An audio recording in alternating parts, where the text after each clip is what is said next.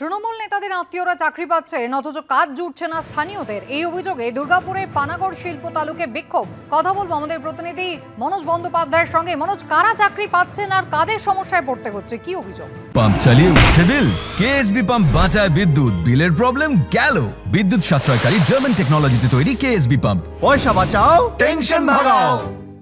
দেখো, স্থানীয়দের একাংশের বিক্ষোভ আজকে পানাগড় শিল্প তালুকে, এবং তাদের যেটা অভিযোগ যে তারাও তৃণমূল কর্মী সমর্থক এবং স্থানীয় নেতৃত্বও যারা রয়েছে তারাও তৃণমূলের স্থানীয় নেতৃত্ব। তাদের অভিযোগ যে তারা জমি দিয়েছিল পানাগড় শিল্প তালুকের জন্য, কিন্তু যখন সেখানে বিভিন্ন কলকারখানায় কাজের লোক নেওয়া হচ্ছে তখন যারা যিনি ব্লক সভাপতি রয়েছেন তৃণমূল শ্রমিক সংগঠনের, তার বাড়ির লোকজন, তার আত্মীয়, তারাই একমাত্র কাজ পাচ্ছে, বাকিরা স্থানীয়রা কাজ থেকে বঞ্চিত হচ্ছে, এমনটাই তাদের অভিযোগ।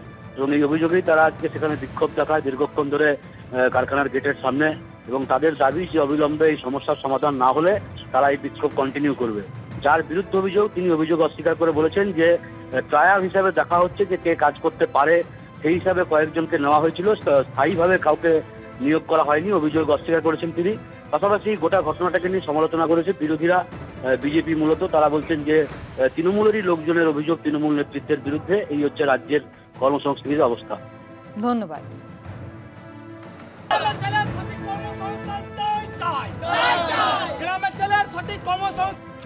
এখনই পৃথিবীতে ফেরা হচ্ছে না সুনিতা উইলিয়ামসদের। যান্ত্রিক ত্রুটির জেরে মহাকাশযান ক্রু 10-এর উৎক্ষেপণ পিছিয়ে গেল। ক্রু 10-কে নিয়ে যাওয়া ফ্যালকন রকেটের হাইড্রোলিক সিস্টেমে ত্রুটি রয়েছে। আন্তর্জাতিক স্পেস স্টেশনে ক্রু 10 পৌঁছলে সুনিতাদের নিয়ে ফিরবে ক্রু 9। আগামী 14ই মার্চ ভারতীয় সময় সকাল 4:30 পর্যন্ত আর কোনো উৎক্ষেপণ করা যাবে না, নাসার পক্ষ থেকে জানানো হয়েছে।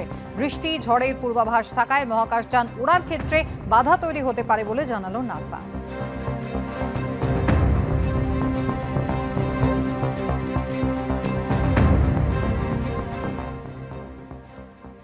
সকালে উৎক্ষেপণের ঠিক 1 ঘন্টা আগে দেখা যায় যে ফ্যালকন 9 রকেটকে আটকে রাখার জন্য যে হাইড্রোলিক বাহু বা আর্ম রয়েছে, সেই হাইড্রোলিক আর্মে একটা ত্রুটি চোখে পড়ে, সেই জন্য উৎক্ষেপণ বন্ধ রাখা হয়।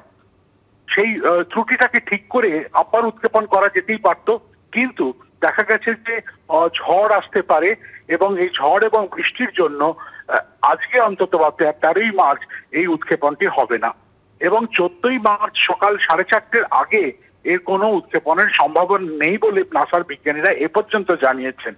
কখন হবে সেটা সত্যি কেউ আমরা জানি না, কিন্তু যখনই হোক মার্চ 19-এ হয়তো ফিরে আসতে পারবেন না, কয়েকদিন দেরি হবে। কিন্তু সবাই উদ্বিগ্ন যে সুনিতা উইলিয়ামস এবং বুচ উইলিয়ামসের শারীরিক এবং মানসিক অবস্থার কথা ভেবে। ভুয়ো ভোটার এখনো কিন্তু রয়েছে। ইতিমধ্যেই কিন্তু খোঁজ খবর চলছে, তালিকা বানানোর কাজ চলছে, কিন্তু বীরভূমে ভোটার তালিকায় মৃত স্ত্রী জীবিত হয়ে গিয়েছেন, আবার কোথাও জীবিত স্বামীর নাম ডিলিট হয়ে গিয়েছে। এই উলটপুরন দেখা গেল রামপুরহাট বিধানসভার কানাইপুর গ্রামে। কথা বলবো আমাদের প্রতিনিধি ভাস্কর মুখোপাধ্যায় রয়েছেন টেলিফোন লাইনে। ভাস্কর, কি গন্ডগোল হলো?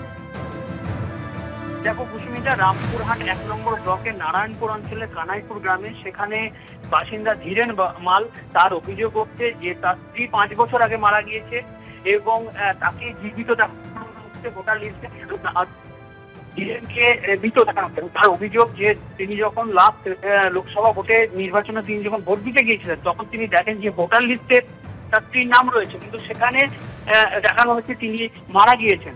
অন্যদিকে তিনি তার নামের জায়গায় রয়েছে যে তিনি মারা গেছেন। অর্থাৎ একটা জিনিস খুব পরিষ্কার যে তার স্ত্রীকে জীবিত দেখানো হচ্ছে এবং তাকে মৃত দেখানো হচ্ছে। এর ফলে সরকারি যে সুবিধা, সেই সুবিধা থেকে বঞ্চিত হচ্ছেন ধীরেন মাল। তার অভিযোগ যে তিনি বার্ধক্য ভাতা পাচ্ছেন না, যেহেতু ভোটার লিস্টে মৃত দেখানো হয়েছে এবং